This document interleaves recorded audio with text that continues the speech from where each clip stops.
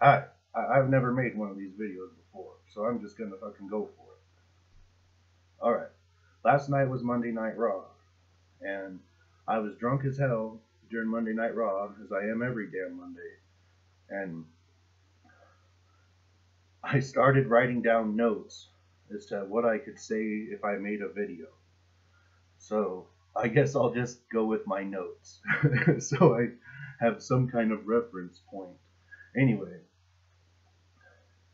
yeah, um, Shane McMahon was hosting Raw again, and Stephanie came out and was, running her mouth about, it's her company and this and that, and Shane's not going to be there, anymore after, she's all said and done and had her piece, and they got the big thing coming up this Sunday at Payback, where she's going to try to, get rid of Shane for good, and Shane was like, well, bitch, that's all fine and good for this Sunday, but, for now, you need to kick rocks, and he had her ass arrested, and she smacked a cop around and got taken away. And I know this whole thing with Shane is still kind of bugging me.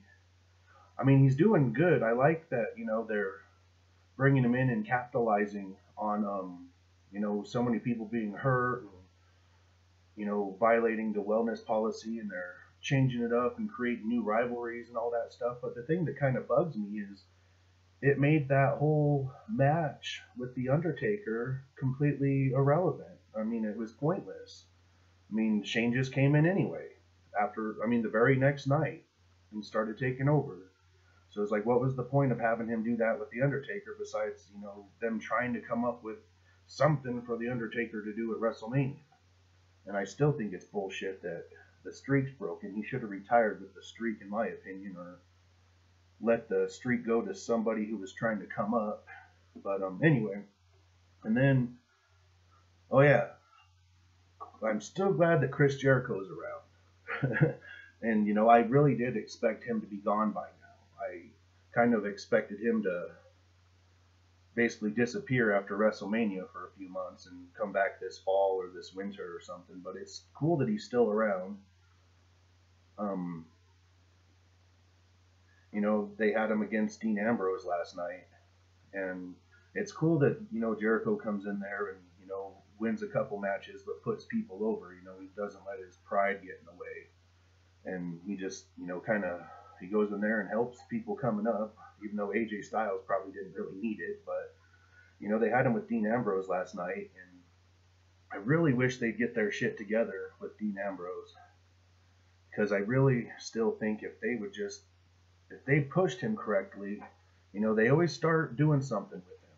And then, it just flutters away. And if they would just push that fucker correctly, there's never going to be another Stone Cold Steve Austin, but Dean Ambrose, could be like that caliber of a superstar, in my opinion, if they would just, push him correctly. But anyway, this is the only piece of paper I found at first last night, and I'm pretty sure I stumbled upon some marijuana a few months ago, but it's okay, I live in Colorado. And I think I wrapped it up in here, and so I didn't want to mess up this paper just in case. But anyway, oh yeah, they were doing a Divas match last night, and I still love Evil Emma. I love Emma so much, but I just don't know what they're gonna do with her. But anyway, she was fighting against Natalya last night, and how did I put it? Oh, now great, here comes fucking Charlotte with her daddy. yeah, Charlotte came out to ringside and was sitting with Ric Flair and the usual, shenanigans and all that kind of stuff. And Natalya and Charlotte are fighting this Sunday, and I think Natalya needs it more than Charlotte does at this point. I mean, no matter what anyone says, Charlotte has that whole fucking Ric Flair power, behind her. She's gonna be okay one way or another. And I know Natalya has, the Hart family behind her, but I think Natalya could benefit from the win more this Sunday.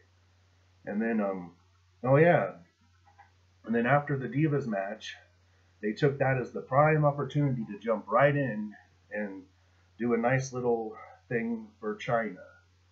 And, you know, it's nice that they're finally acknowledging her, but,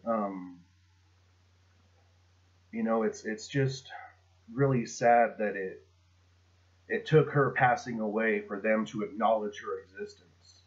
That's what kind of bugs me. But it's nice, you know, that they're finally, you know, it's almost like she passed away and then she was resurrected in the WWE, because she's just always, you know, she's not even like a factor over the past few years. She's just been kept down, and, you know, she's had her issues, but I mean, it's China.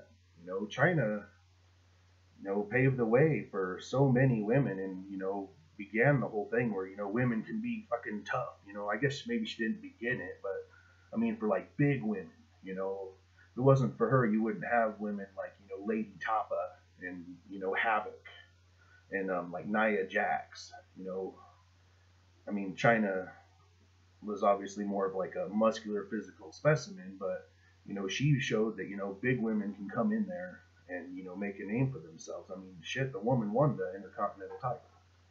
But anyway, yeah, I miss China. She's good, and I'm glad WWE's finally acknowledging she exists. And, you know, maybe a year from now, I have a feeling probably this next year she'll be able to go into the Hall of Fame. But, you know, how WWE is about not wanting to acknowledge, you know, how so many wrestlers have passed away. You know, I know they tried to shy away from that, but I have a feeling just as, you know, PR stunt, you know, the way they're doing it now, she'll probably go into the Hall of Fame, you know, next year, my guess.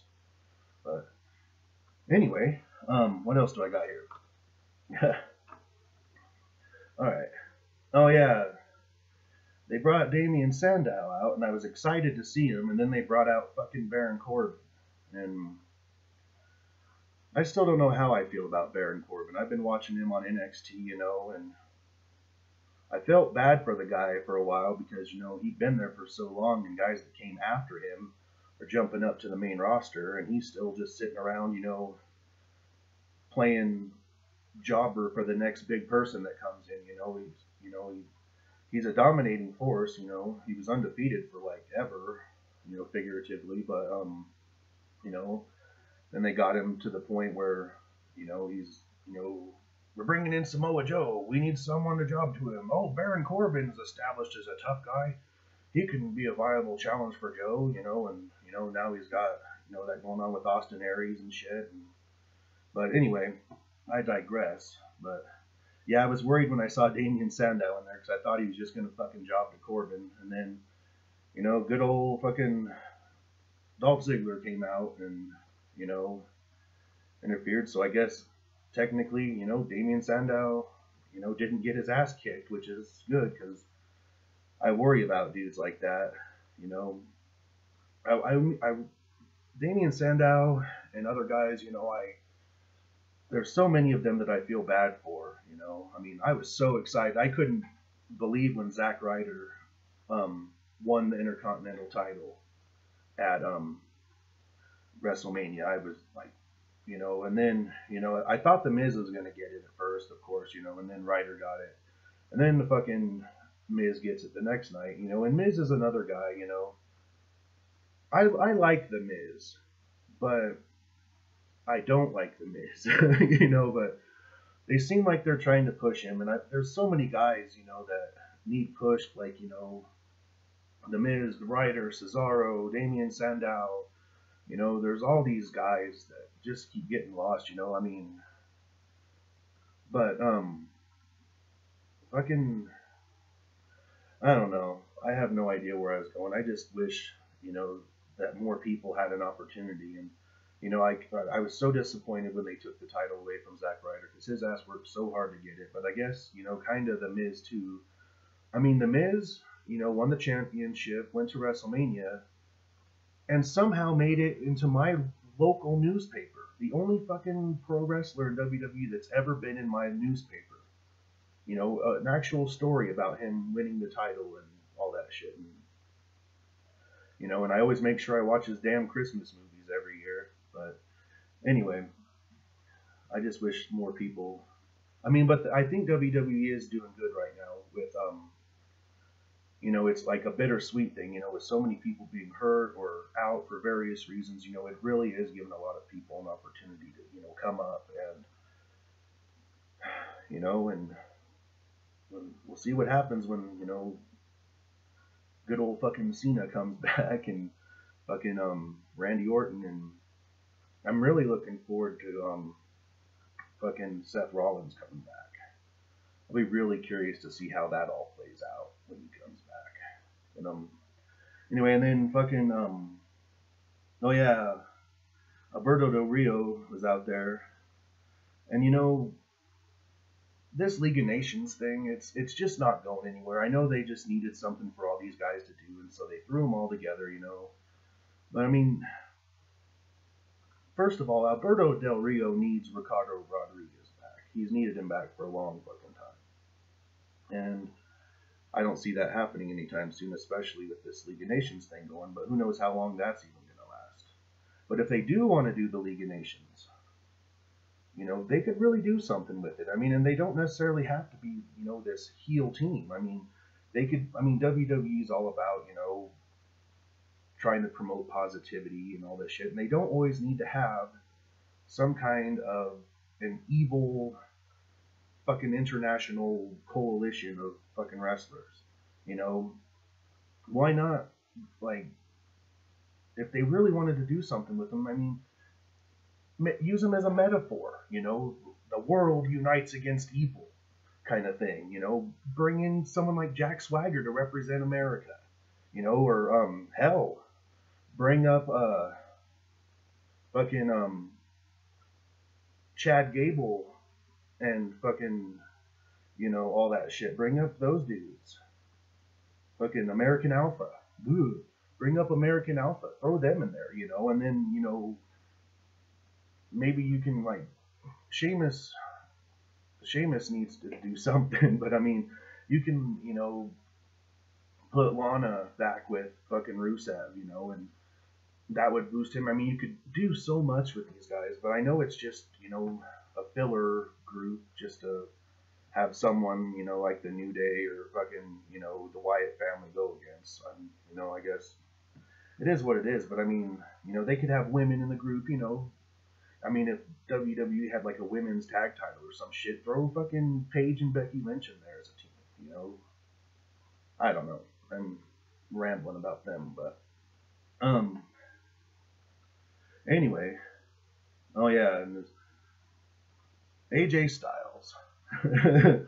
I like AJ Styles, and I don't know what they have planned exactly with, you know, his, you know, the Bullet Club was Finn Balor's, and then, you know, AJ Styles took it over in Japan, and I don't know. I mean, I guess there's speculation that Finn Balor's going to show up at Payback this Sunday, and so I keep wondering if there's going to be some kind of a something or other. I don't know.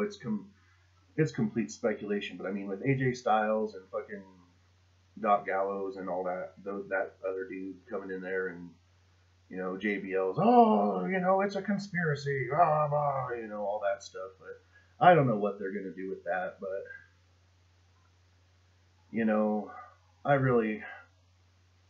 I'm still not sold on Roman Reigns. I know they've been trying to shove him down our throats for a couple years now. And I don't know, he just doesn't do it for me. I mean, I can see, you know, how he has potential. He could really, you know, be somebody and do something, but he's just, you know, he just seems like a manufactured product too much to me. He's just, you know, he's just, you know, he seems too packaged, you know, it's like, and he's too big to fail, you know, and they just will not relent on trying to get Roman Reigns over. And I don't know. Maybe he'll do something crazy and, you know, all of a sudden I'll jump on the fucking Roman Reigns bandwagon. I don't know. Maybe I'll become a fan. But he was always my least favorite member of the Shield. I always preferred Ambrose and Rollins, but anyway, we'll see what happens this Sunday at Payback. And thanks to anyone, if anyone gives a shit and watches this video. I've never made one of these before, and I'm trying to add some variety to my YouTube channel instead of just drunken video game fucking broadcasts. And I'm trying to just have fun with this and see where it goes. I don't got anything else to do. But anyway, thank you. And, take care, and I'll talk to you later. Bye.